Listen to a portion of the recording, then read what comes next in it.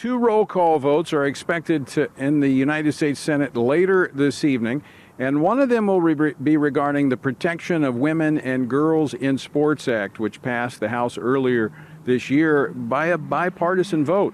Although President Trump last month signed an executive order protecting Title IX and banning biological men from competing in women's sports, as I've outlined a number of times, these executive orders can be reversed. So legislation like this is absolutely essential. But what hurdles will the bill need to clear in order to make it to the president's desk and become law? Joining me now to discuss this is Congresswoman Diana Harshbarger, who serves on the House Committee on Energy and Commerce. She represents the 1st Congressional District of Tennessee. She joins us now by phone. Congresswoman Harshbarger, thank you so much for joining us today. Welcome to Washington Watch. Oh, it's always my pleasure, Tony, to be with you. Now, this made its way through the House. This is one of those issues that really nationally, it's an 80-20 issue. What do you anticipate in the United States Senate? Well, there'll probably be debate because the Democrats have not learned their lesson, Tony. It's as if, I had a town hall this week, and these people are still adamant, the protesters and the Democrats are adamant that men should play in women's sports, even if the women get injured while playing that sport. And it's unconscionable, but I'm sure they'll have some dissent over there. We'll see how many Democrats join them in voting for the legislation in the Senate.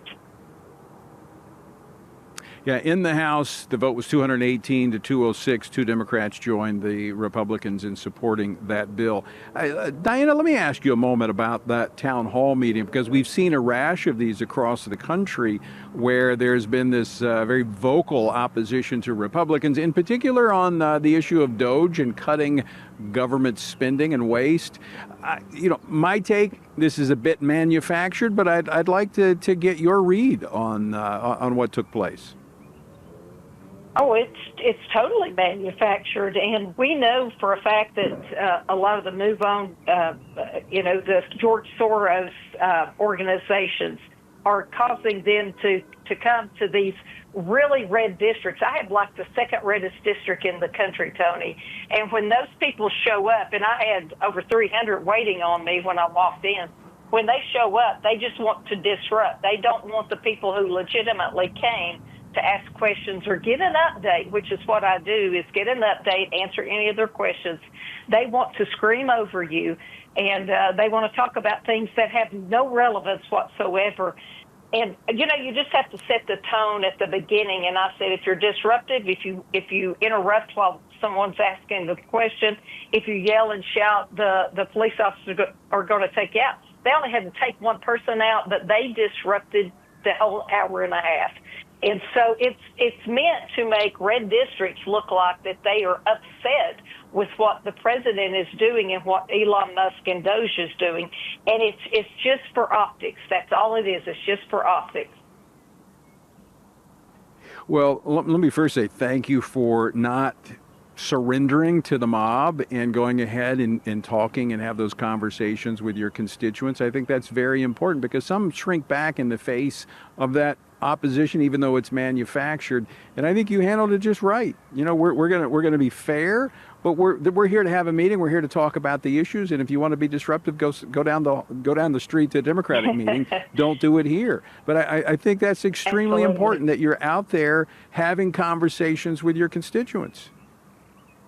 Well, that's what we are in office for a reason. We are to communicate the things that are going on in D.C. You've got 1% of the population, is the way I look at it, telling the other 99% exactly what's going on in Washington. And we have to get down to a level to where we can explain that to constituents. Heck, I have to dumb my language down to talk to the other side about issues on energy and commerce. If you cannot communicate to that person, that other member or your constituent, then it's a lost cause, and they will believe the propaganda media instead of the person who is representing them in Congress. And I'm not going to have it. I told them they could go outside. We were at an agricultural center. I said, if you want to scream and yell, go outside, and you can yell to the top of your lungs to all the livestock in the area, because that's the only ones that are going to listen to you. You can go home, you can go outside and scream till the cows come home, and you'll be That's right. have at it. That's it. Congresswoman, I want to thank you for joining us. I know you're busy day, but I want to thank you for taking time to join us. And again, thanks for standing firm for those things that really matter: faith, family, and freedom, and the truth. So thanks for being with us today. Yes. Hey, my pleasure, as always.